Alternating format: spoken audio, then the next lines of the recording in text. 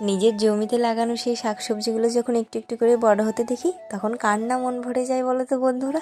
আজকেও আমাদের সাথে তাই হয়েছে।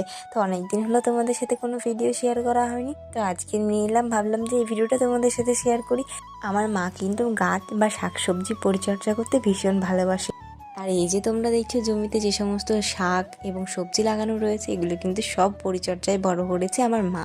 আর এই যে এতদিন ধরে পরিচর্যা করেছে, আর সবজিগুলো দেখে কার না মন ভরে বলো তো। মজার ব্যাপার হলো এগুলোতে কিন্তু কোনো সার বা বিষ প্রয়োগ করা হয়নি। তোমরা শাকসবজি দেখতে পাচ্ছ, এগুলো কিন্তু মা তিল তিল করে জল দিয়ে বড় করেছে। আর হ্যাঁ, এখান থেকে যখন সেই সবজিগুলো আমরা পাই, সেগুলো কিন্তু দেখে পুরো মন ভরে যায়। এই যে দেখছো এখানে কিন্তু জল আনার সমস্যা, সেই কারণে আমরা বালতিতে করে জল নিয়ে এসে জল দিচ্ছিলাম এখানে। আর আমিও মাকে সাহায্য করছিলাম। আসলে কি বলো তো, আমরা তো গ্রামে থাকি, সেই জন্য সব রকম পরিস্থিতি তোমাদের সাথে শেয়ার করি। আর হ্যাঁ, আমার ভিডিওগুলো তোমাদের কেমন লাগলো অবশ্যই জানিও।